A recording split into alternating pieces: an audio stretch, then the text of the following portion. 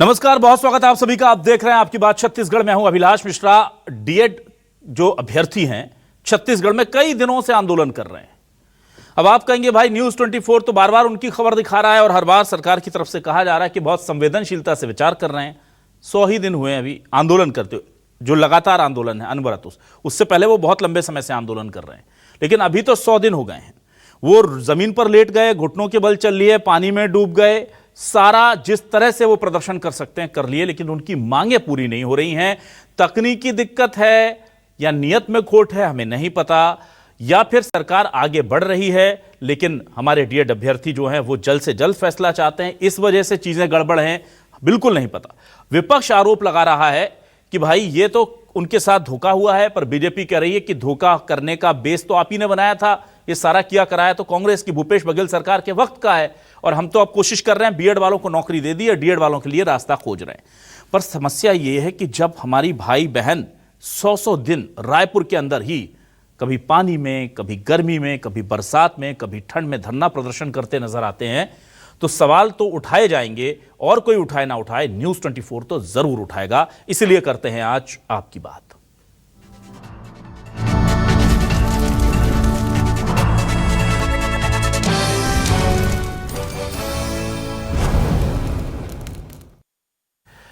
तो डीएड अभ्यर्थियों की मांगे क्या हैं और अभी वो क्या किस तरह से प्रदर्शन कर रहे हैं। आज वो हनुमान जी के पास अर्जी लगाने पहुंचे। हनुमान जयंती थी, उनको लगा कि भाई अब यहां नहीं सुनवाई हो रही तो हर आदमी के पास रास्ता वही होता है अंतिम, जब नीचे कुछ दिखता है कि हमारे हालात ठीक नहीं है तो भगवान की शरण में जाते हैं। आज हनुमान जी की शरण में गए थे, क्या कहा है उन्होंने, सुनिए। हमारी परेशानियां बढ़ती जा रही हैं, दिन ब दिन तबीयत खराब होता जा रहा है। हम लोग के अनशन का 100वां दिन है और आज हनुमान जयंती भी है। इस उपलक्ष्य में हमारे साथी हनुमान चालीसा पढ़ रहे हैं। 1 महीने पहले हम लोग को 120 लोग को और जेल भरो आंदोलन करना पड़ गया था, क्योंकि हम लोग को जबरदस्ती उठा के जेल में डाल दिया गया था। ये डीएड के अभ्यर्थी साक्षर ही नहीं, ये शिक्षित हैं और अपने हक और अपने अधिकार की लड़ाई के लिए ये कुछ भी कर सकते हैं। तो रेगुलर टीचर है, उन लोगों को टेट पास करने के लिए बोल रहे हैं, और हम जो टेट पास करे हैं, डीएड करे हैं, उन लोगों को ले नहीं रहे हैं, उन लोगों को जबरदस्ती टेट करने के लिए बोल रहे हैं। इस पूरे मामले में कांग्रेस जबरदस्त आरोप लगा रही है और बीजेपी पलटवार कर रही है। दोनों पार्टियां यह कह रही हैं कि भाई ये दूसरी पार्टी जो है वो इनके साथ अहित कर रही है, अन्याय कर रही है, हम तो इनके साथ खड़े हैं। अब दोनों पार्टी साथ खड़ी हैं, फिर भी ये अभ्यर्थी सड़क पर हैं, आंदोलन कर रहे हैं 100 दिनों से। कांग्रेस के जमाने में भी परेशान थे, बीजेपी के जमाने में भी परेशान हैं, लेकिन बयान ऐसे लग रहे हैं कि दोनों ही पार्टियां इनके साथ हैं। सुनिए। भारतीय जनता पार्टी की सरकार की संवेदनहीनता और अनिर्णय क्षमता के कारण डीएड अभ्यर्थियों को आंदोलन करते लगभग 100 दिन पूरे हो गए। सरकार की तरफ से इन अभ्यर्थियों की मांगों पर विचार करने के बजाय, इनको नियुक्ति देने के बजाय बराबर इनको प्रताड़ित किया जाता है। जब जब ये आंदोलन करते हैं या कोई किसी मंत्री के यहाँ अपनी बात रखने जाते हैं, इनको जबरिया गिरफ्तार करके जेल में भेज दिया जाता है, जबकि इनकी मांग पूरी तरीके से जायज़ है। उसमें डीएड का चयन करना है सहायक शिक्षक में, उसके बाद भी सरकार इसमें सिर्फ निर्णय नहीं ले पा रही है।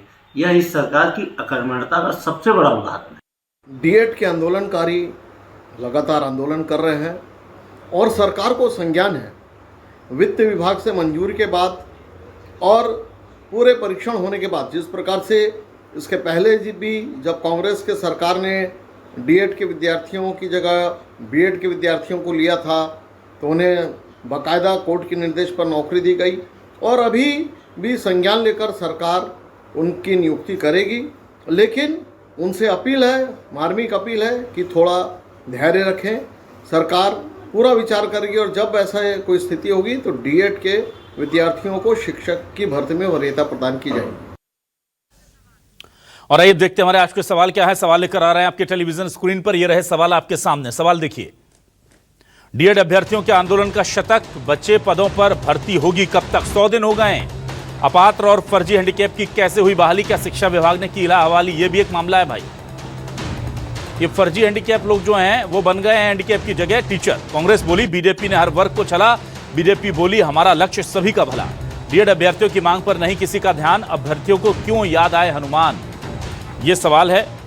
और जाहिर सी बात है कि अब ये पूरा मामला जो है वो डीएड अभ्यर्थियों का तो है ही, साथ ही साथ इसमें कहीं ना कहीं ये भी अब देखना होगा कि इनको कब तक न्याय मिल पाता है।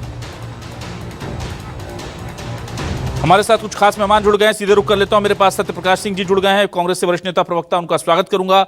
हमारे साथ रविंद्र सिंह जी बीजेपी से वरिष्ठ नेता प्रवक्ता जुड़ गए, उनका स्वागत करूंगा। वीरेंद्र दुबे हैं, अध्यक्ष शालाय शिक्षक संघ छत्तीसगढ़ के, उनका भी स्वागत करता हूं। और सत्या राजपूत डीएड अभ्यर्थियों के साथ, प्रदर्शनकारी अभ्यर्थियों के साथ जुड़ गए हैं, उनका भी वेलकम करता हूं। और सत्या, सबसे पहले आपके पास आता हूं, जरा अभ्यर्थियों से पूछिए कि देखिए बार बार बीजेपी कह रही है कि भाई विचार चल रहा है, वित्त विभाग से अनुमति लेकर आपके पास हम आ रहे हैं, तो थोड़ा वेट कर लीजिए। वेट क्यों नहीं कर पा रहे हैं, पूछिए जरा।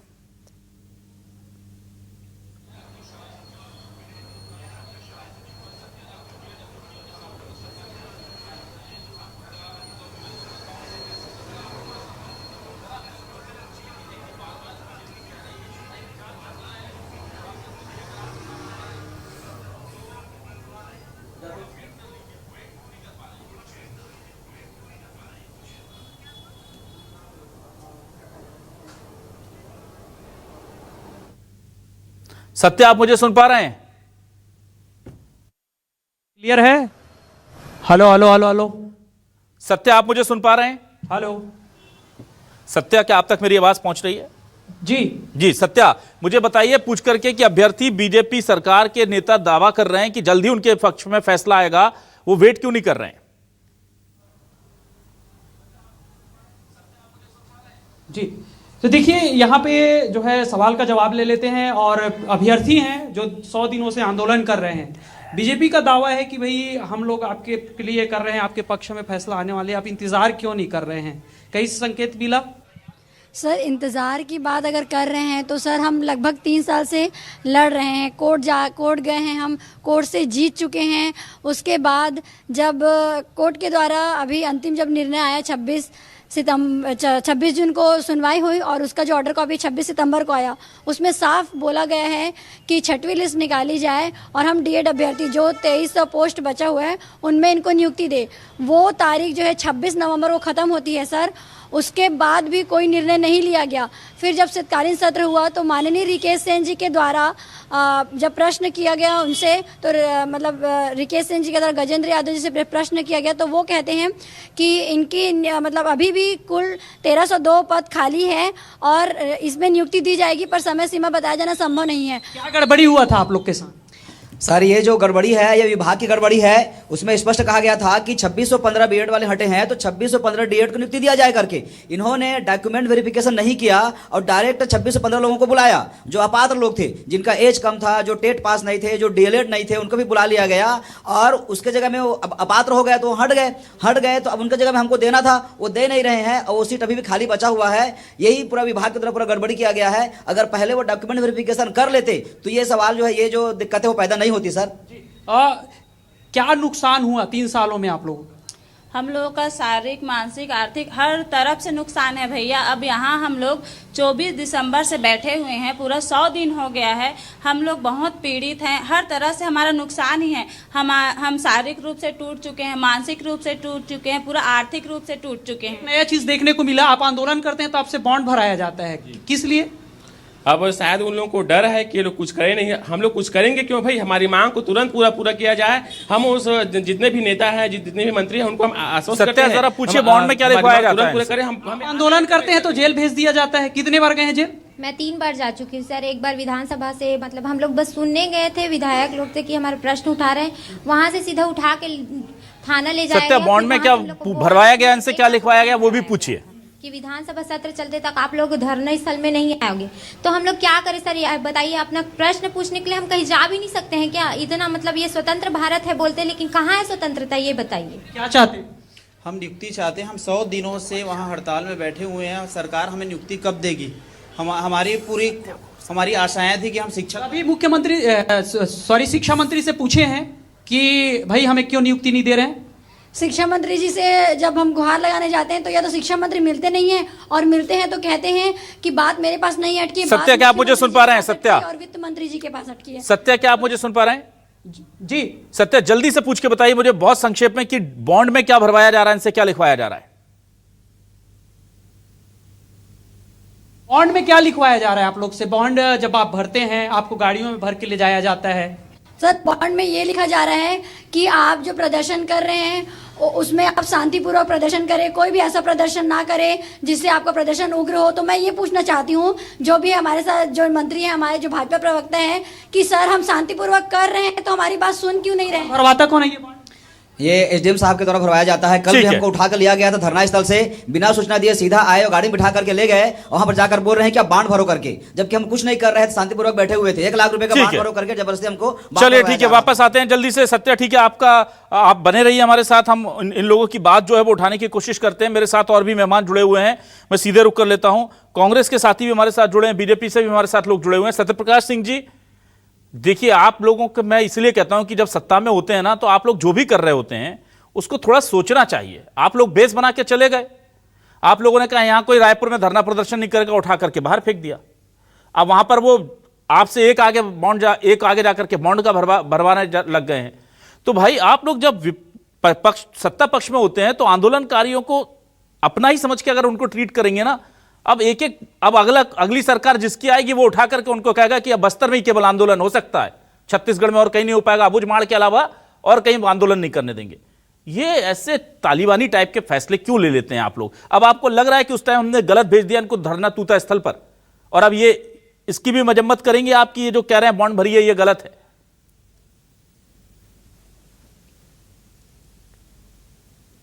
ये मेरे से सवाल है जी सत्यप्रकाश जी। देखिए अभी के परिस्थिति की बात करूं तो ये जिस तरह से बिलासपुर हाई कोर्ट हो, सुप्रीम कोर्ट हो, इन्होंने आदेश दिया है और उस आदेश का पालन ये सरकार नहीं करी। और सबसे महत्वपूर्ण चीज ये है कि जो धरना दे रहे हैं अभ्यर्थी, उनके घुटने तक उन्होंने छीन लिए, कई तो जल समाधि लेने तक की बात आ गई, यहां तक कि उनको उठा के अभनपुर थाने ले जाके उसके बाद मेडिकल के नाम पे उसके बाद सेंट्रल जेल तक भेजे, उसके बाद भी इनका दिल नहीं पसीज रहा है। समस्या का है जब आदेश आ चुका है कोर्ट का, सुप्रीम कोर्ट, उसका समस्या का है। हम तो यही मांग कर रहे हैं। और सबसे महत्वपूर्ण इसमें चीज है कि 1600 सीटें जो है वो शेड्यूल ट्राइब्स के लिए भी, तो आप कहीं ना कहीं ये रोजगार के नाम पे जो सत्ता में आए थे ये लोग कि हम रोजगार देंगे 20,000 प्रतिवर्ष, और जो शिक्षक है उनके लिए खासतौर से 57,000 शिक्षकों की भर्ती की बात की तो वो तो छोड़ दी, यही जो 2300 ये नहीं भर पा रहे।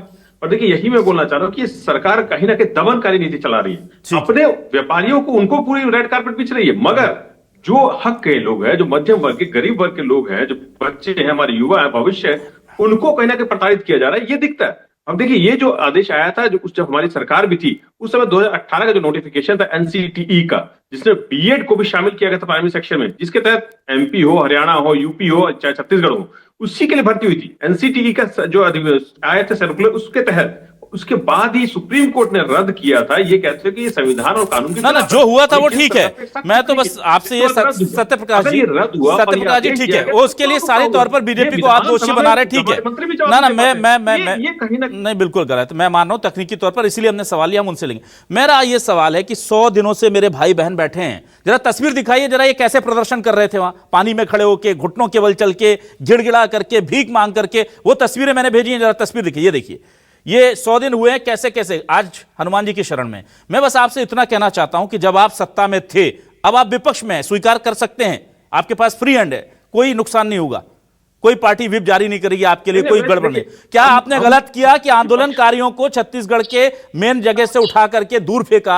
आपको दुख है इस बात का कि यार हमें नहीं पता था आगे इनकी स्थिति इतनी खराब होगी? मैं आपको और बताना चाहता हूँ, जो हमारे जिस क्षेत्र में ये आता है, मैं जिला पंचायत के वहां के सदस्य हैं, वो हमारे ही लोग हैं, हमारे पार्टी के लोग हैं, वो उनसे जाके मिलते हैं, पूछिए सुजीत। मैं आपसे वो कह ही नहीं रहा हूं, विपक्ष में है तो आप मिलेंगे, मैं कह रहा हूं सत्ता पक्ष में नहीं। देखिए एक आंदोलन की बात नहीं, मैं तो इन आंदोलन, क्योंकि आपके जमाने में हमने देखा महिलाएं बाल कटा रही थी बैठ करके अनुकंपा नियुक्ति के लिए। मैं ये पूछ रहा हूं कि अब आपको अपनी गलती का एहसास है कि यार हमने इनके संवैधानिक अधिकारों को करके इनको दूर भेज दिया, और अब उससे भी आगे चल करके बॉन्ड भराया जा रहा है 1 लाख रुपए का डर। जिनके पास पैसे नहीं है भाई, वो नौकरी के लिए बैठे हैं, 1 लाख का बॉन्ड भरवा लेंगे, कहां जाएंगे वो?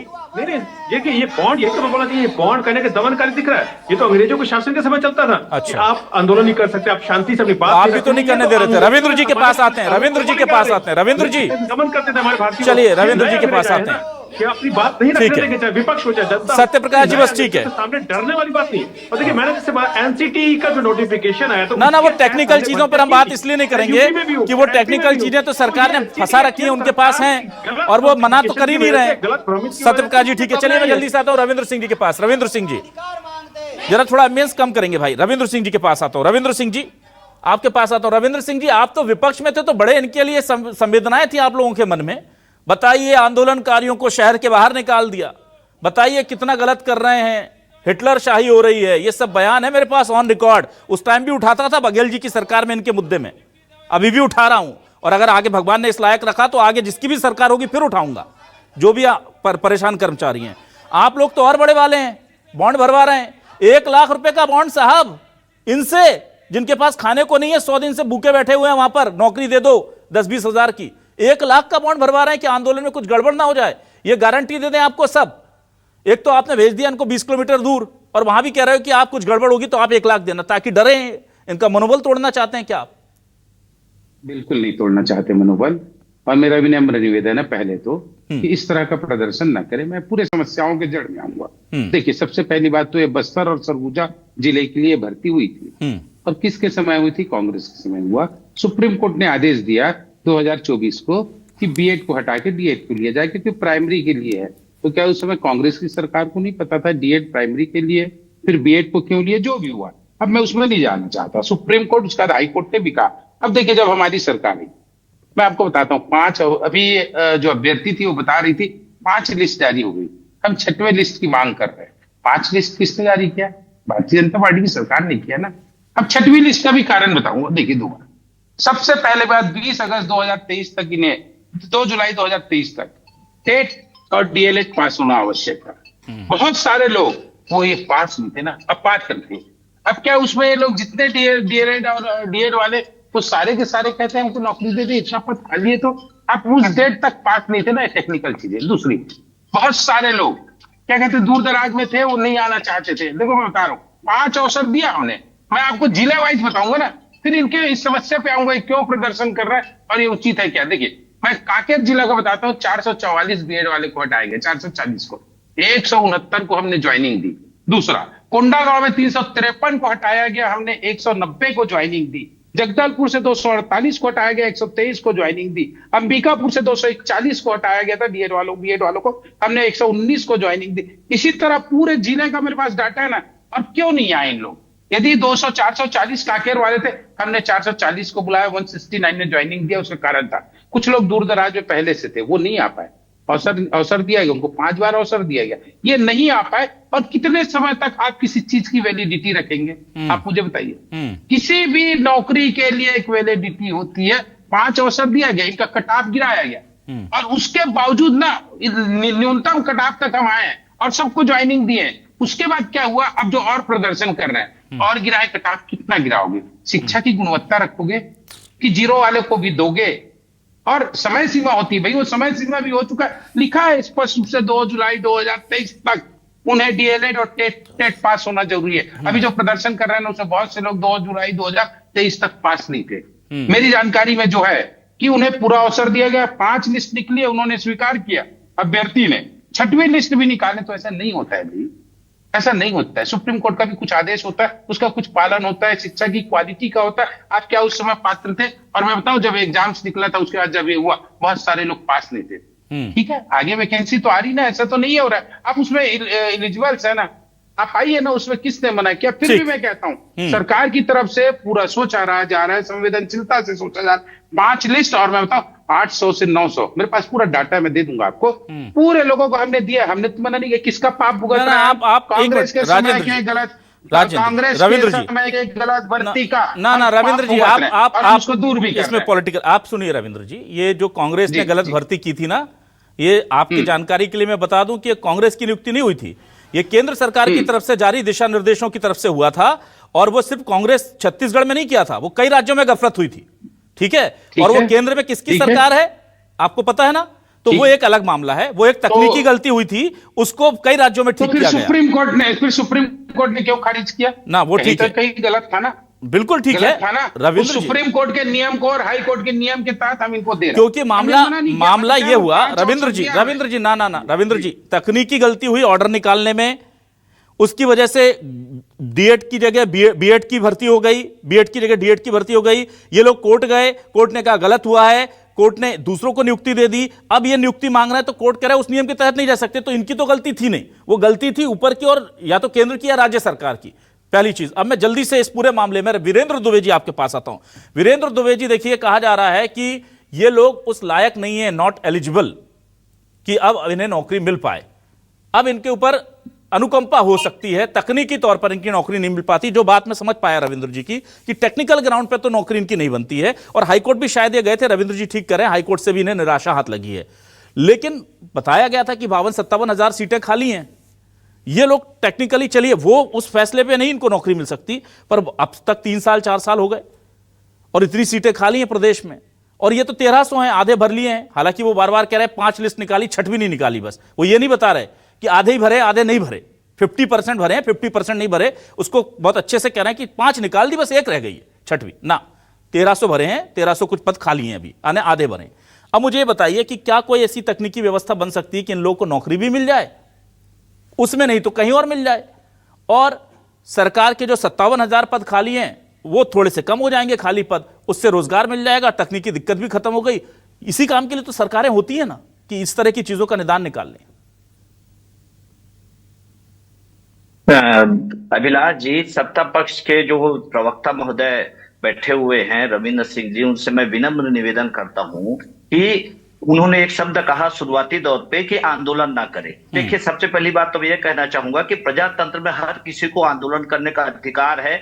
आप भी जब विपक्ष में थे तो आंदोलन करते थे और सत्ता पक्ष की बुराई करते थे। रही बात अब ये योग्य है कि नहीं, मैं यही कहना चाहूंगा पूरे मामले में कि जब वैकेंसी निकला था उस समय नोटिफिकेशन के समय डीएड और बीएड दोनों था। ठीक है, मामला जो है कोर्ट तक गया, कोर्ट में जो है कहा गया है कि नहीं, ये जो है बीएड को न लिया जाए और डीएलएड ही उसके पात्र हैं। उसके बाद में अलग अलग तरीके से अपील किया गया। लेकिन मेरा यह कहना है कि आज की तिथि में यदि हमारे पास पर्याप्त पद हैं और योग्य लोग हैं, मैं आपको ये भी बताना चाहूंगा, इस बात से मुझे नाराजगी है और हमारे जितने भी साथी हैं डीएड उनको नाराजगी है। इसमें अधिकांश लोग टेट पास है, जिसके लिए आप हम लोगों को विवश कर रहे हैं। हमारी संख्या लगभग 80,000 है और जब हमारी नियुक्ति हुई थी तो टेट का कोई विषय नहीं था, हम लोग काफी योग्य थे। अचानक से आप बोल रहे हैं कि जो पास नहीं हुए हैं उसको पास करो, जिसकी उम्र जो है 55 साल 60 साल होने वाला है, 50 साल होने वाला है, और जो पास है उनकी आप भर्ती नहीं कर रहे हैं। और इसमें आप जन घोषणा पत्र में आपने मोदी की गारंटी के तहत यह बात कही थी कि हम बेरोजगारों को रोजगार देंगे। और रही बात, आप ये नहीं कह सकते कि ये शिक्षित नहीं है। अधिकांश जितने भी हैं ये सब टेट पास हैं और योग्यता पूरी रखते हैं। और मुझे लगता है कि सरकार को संवेदनशीलता से इनकी मांगों पर गंभीरता से विचार करना चाहिए, क्योंकि आंदोलन के इनको लगभग 100 दिन हो गए हैं और इन्होंने विभिन्न तरीके अपनाए। रही बात बॉन्ड भरने का, तो कहीं कहीं आप आंदोलन का दमन कर रहे हैं, इससे आंदोलन और तेज होगा।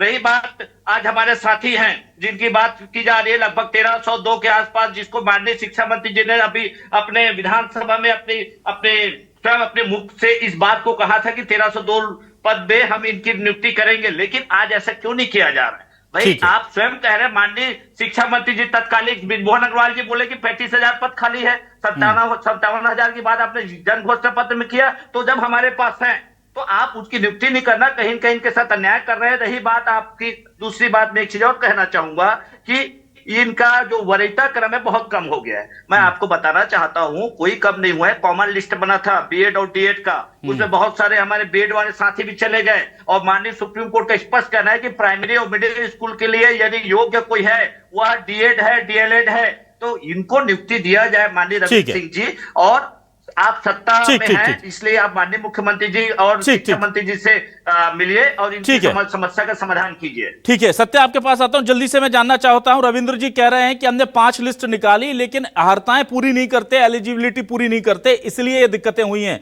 क्या ये बातें सही हैं कि इनके पास 5-5 बार इनको कॉल किया गया लेकिन ये लोग नहीं पहुंच पाए? सत्या,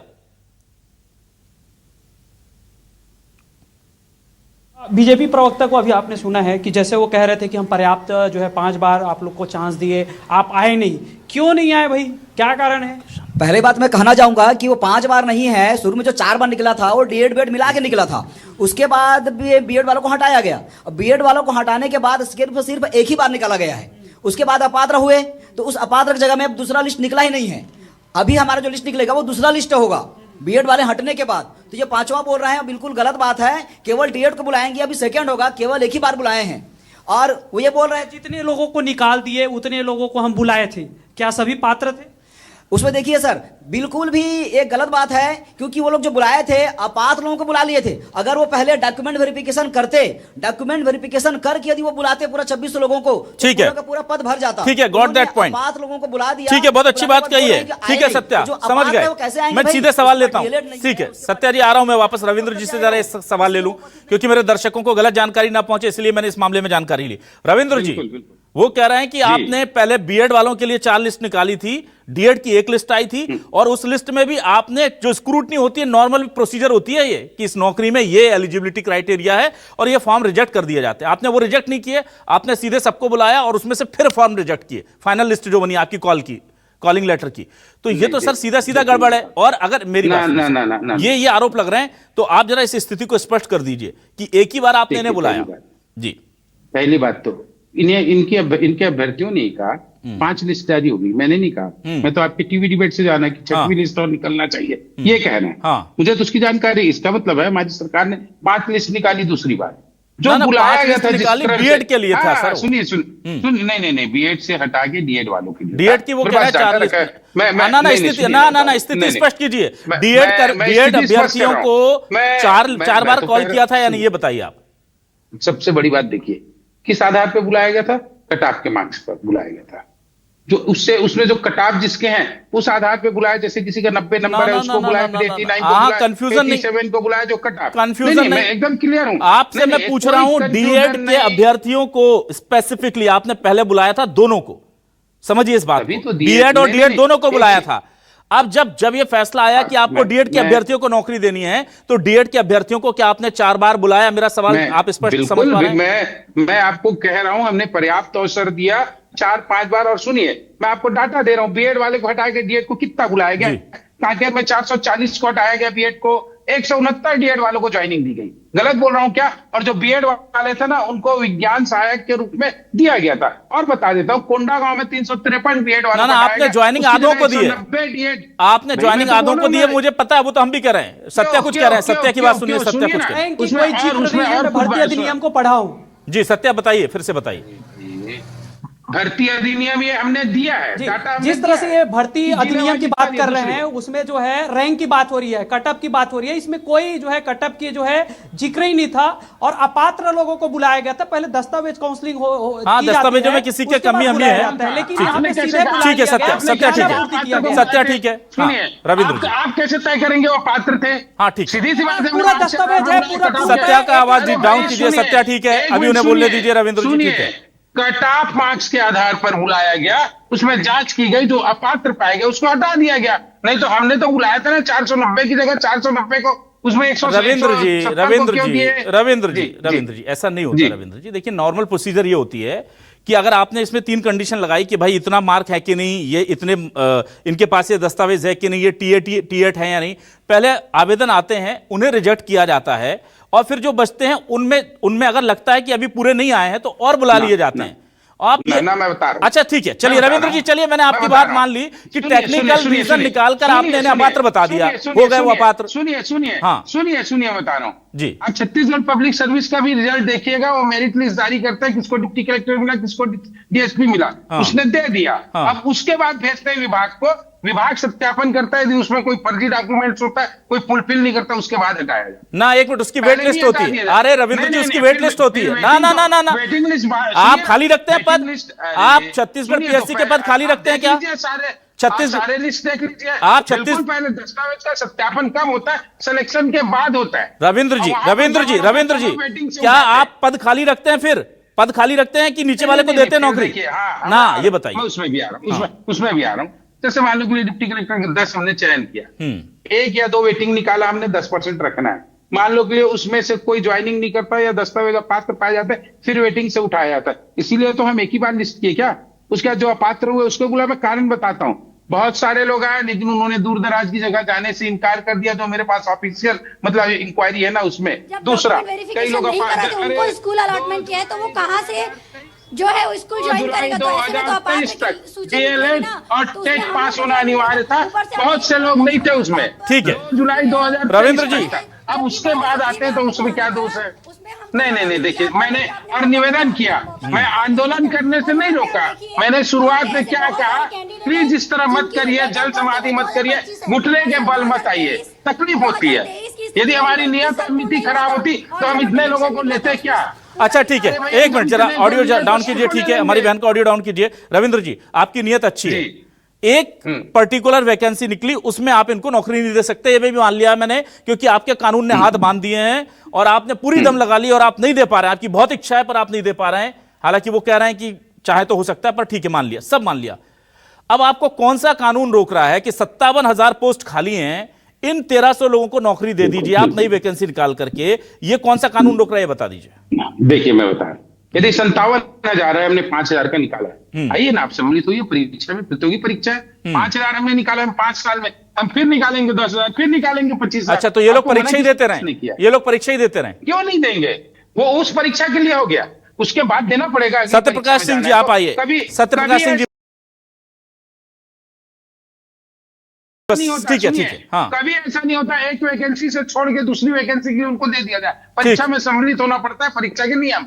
ठीक है सत्यप्रकाश जी, यहां तो देखिए पार्टी ने तय कर लिया, लग रहा है सरकार ने तय कर लिया कि नहीं देंगे तो नहीं देंगे। कोर्ट की इतनी सारी ये है वो है, पता नहीं कितने सारे नियम कानून है। हालांकि सरकारें होती हैं ऐसे मामलों में बीच का रास्ता निकालने के लिए, पर ऐसा लग रहा है कि यहां पर तय कर लिया है टेक्निकली ग्राउंड में कि जितने भी बीच के रास्ते हैं सब पर दरवाजे लगा दीजिए और उन पर मार दीजिए अलीगढ़ का ताला।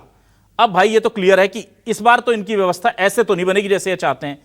अब कांग्रेस इस मामले को लेकर क्या मांग करती है? देखिए अभिलाष जी, मैं रविंद्र सिंह जी को जिस तरह से जानता हूँ, ये भी स्टूडेंट थे और ये भी तैयारियां करते थे, तब ये बहुत दर्द समझते थे, मगर आज अभी पार्टी में आ गए, सत्ता में आ गए तो इनका दर्द नहीं समझ पा रहे। सत्ता के ये मैं बोलूंगा कि रविंद्र सिंह जी के कोई सत्ता घमंड आ चुका और इनका दर्द नहीं समझ पा रहे। ठीक है, आपने अच्छा ही बता दिया और मैंने पहले बता दिया, ये एनसीटी का है। रविंद्र जी की आवाज दीजिए भाई, रविंद्र जी की आवाज कम नहीं करेंगे। हम तो देखिए विपक्ष थे, हम बार बार यही बोल रहे कि आपने ठीक है 33,000 35,000 30,000 कितना विधानसभा में घोषणा, सत्य आपकी आवाज हम नहीं ले पा रहे हैं, माफी चाहेंगे। अभी आप हमारी मेहमानों को रोकिए जरा। गारंटी क्या फेल हो गई? रविंद्र सिंह जी ये बता रहे हैं, खुलेआम बता रहे हैं कि फेल हो गई। और जिस तरह से अभ्यर्थी से ये सवाल जवाब कर रहे हैं, ये दिख रहा है कि इनके अंदर संवेदनशीलता नहीं है। ठीक है, ये नौकरी देना ही नहीं चाहते। ठीक है, आप इनको या तो सीधे से जेल में डाल दीजिए। आप क्या नौकरी की बात करोगे? ठीक है, ठीक है, चलिए मैं जल्दी से वीरेंद्र जी का कनेक्शन लूज हो जा रहा है बार बार। चलिए डीएड अभ्यर्थियों के पास चलते हैं तब तक। वीरेंद्र जी के पास आते हैं। ठीक है वीरेंद्र जी, आप सुन पा रहे हैं मुझे? वीरेंद्र जी थोड़ा नजदीक आ जाइए आप, आपका कैमरा जो है फ्रेम से बाहर हो गया है।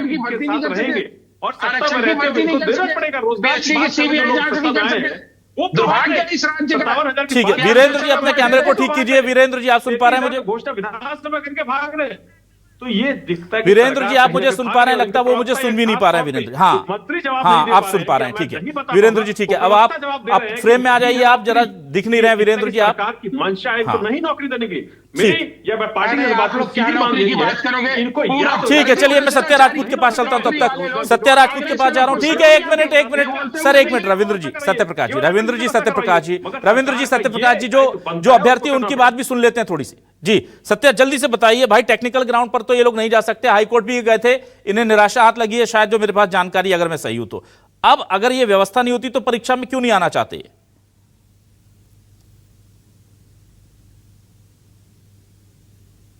जल्दी सत्य आप सुन पा रहे हैं? सत्य आप तक मेरी आवाज पहुंच रही है? जी सत्या, मैं जानना चाहता हूं कि इस मामले में टेक्निकल ग्राउंड पर इनका केस नहीं बनता है, हाईकोर्ट भी शायद ये लोग गए थे, वहां से निराशा हाथ लगी है, तो अब क्या अगली परीक्षाओं में शामिल क्यों नहीं होना चाहते? ये जो है सवाल अब ये उठ रहा है कि भाई आप लोग अगली परीक्षा की तैयारी क्यों नहीं कर रहे हैं? हाई कोर्ट गए थे तो आपका जो है क्या हुआ इस मसले पे? हाई कोर्ट गए थे तो हमारी जीत हुई है भैया, और 26 सितंबर को भी हाई कोर्ट का आदेश आया है जिसमें स्पष्ट लिखा हुआ है कि 2 महीने के अंदर में इस भर्ती प्रक्रिया को कंप्लीट कीजिए करके। वो 2 महीना कब का पूरा हो चुका। उसके बाद हम लोग सभी विधायक मंत्री के पास जाके हम हाथ पांव जोड़े हैं कि हमारी भर्ती प्रक्रिया को कंप्लीट कर दीजिए, हाई कोर्ट के आदेश का पालन कर दीजिए करके। तब भी इनके कान में जूं तक नहीं रहेगा, इसलिए हम 24 दिसंबर से यहाँ पर आमरण अनशन पर बैठे हुए हैं। आज 100 दिन हो गया, फिर भी अभी तक कोई भी एक नेता, एक मंत्री जो है हमसे मिलने का नहीं आया। एक चीज बताइए, हाई कोर्ट सुप्रीम कोर्ट ने क्या कहा था, स्पष्ट तौर पर बताइए। सर हाई कोर्ट का जब आदेश आया तो उन्होंने 26 सितंबर को आदेश कॉपी में साफ लिखा है कि इनको 2 सप्ताह के 2 महीने के अंतर्गत इनको नियुक्ति सत्या, फिर दोबारा हाईकोर्ट क्यों नहीं गया? अगर इनकी नियुक्ति नहीं हो रही है तो कंटेम्प्ट के लिए दोबारा हाईकोर्ट से राहत के लिए क्यों नहीं मांगी इन्होंने? ऐसा कुछ लेटर जारी नहीं किया गया है सर। अगर उनको पूछिए जरा, हमको लटका कर क्यों रखा गया है? और मैं ये कहना चाहती हूँ, ये जो विभाग है साफ तौर पर आदेश का आधा सत्या, अगर हाईकोर्ट से इन्हें राहत मिली है तो दोबारा हाईकोर्ट क्यों नहीं जा रहे हैं? पूछिए जरा। कटअप की बात होती है, कितना कटअप है? सत्या, आपको मेरी आवाज नहीं मिल रही लगता है। चलिए, सत्या को मेरी आवाज फिर नहीं मिल रही है। कटअप रैंक निर्धारित नहीं रहता है इस भर्ती में, और जैसे कटअप नीचे चला गया बोल रहे हैं, तो मैं बता रही हूँ ना, मेरा जितना नंबर है उतना नंबर वाला भी जॉब में है, तो कहाँ से कटअप नीचे गया है? कोई कटअप रैंक नीचे सत्या, क्या आप मुझे सुन पा रहे हैं? जब पद रिक्त है सर, जब खुद गजेंद्र यादव हमारे शिक्षा मंत्री जी उन्होंने स्वीकारा है कि चलिए ठीक है, मैं माफी चाहूंगा, समय खत्म हो गया है, लेकिन यह मामला बहुत ज्यादा पेचीदा है, जाहिर सी बात है। अब पेचीदा है तो पेचीदगियां सुलझाने के लिए ही सरकार को जनता बनाती है, पार्टी को जिताती है, फिर उन्हें बहुत सारा टैक्स भी देती है कि भैया आप एक अच्छी सी लीगल टीम हायर कर लीजिए। पर दिक्कतें यह है कि अगर किसी पार्टी के किसी नेता के ऊपर कोई केस हो जाए तो ये सारे के सारे वकील उनके लिए तैयार हो जाते हैं, बचा लाते हैं। और जब यहां 1300 लोगों की नौकरी का सवाल है तो अब ये रास्ता नहीं मिल रहा है कि इनको कैसे नौकरी दिला दें। चलिए, नहीं मिल रहा, अगली कोई व्यवस्था बना दीजिए, विधानसभा में कोई इनके लिए प्रस्ताव ले आइए। कांग्रेस अगर उस पर सहमति ना दे तो भी सवाल उठा सकते हैं हम भाई कांग्रेस पर कि आप क्यों नहीं साथ आ रहे। रास्ते तो बहुत हैं, पर सबसे बड़ी बात है कि रास्ता निकलेगा कब? अभी भी सरकार मना नहीं कर रही कि हम इन्हें नौकरी नहीं देंगे, पर जिस तरीके से ये मांग रहे हैं उस तरीके से नहीं होगा, और बाकी हम रास्ता खोज रहे हैं। 100 दिन हुए हैं, इंतजार करना पड़ता है लोकतंत्र में। हमने कई लंबा इंतजार देखा है, कई आंदोलन, लेकिन सफल होते हैं। उम्मीद करते हैं कि जैसे बीएड अभ्यर्थियों को सरकार ने नौकरी दी है, अब डीएड वालों को भी मिलेगी। उन्होंने भी लंबा संघर्ष किया था, पर संघर्ष करने वालों के अलावा कोई नहीं समझ सकता कि यह इंतजार कितना मुश्किल होता है। बहुत शुक्रिया करूंगा अपने सभी मेहमानों का और दर्शकों का भी शुक्रिया। नमस्कार।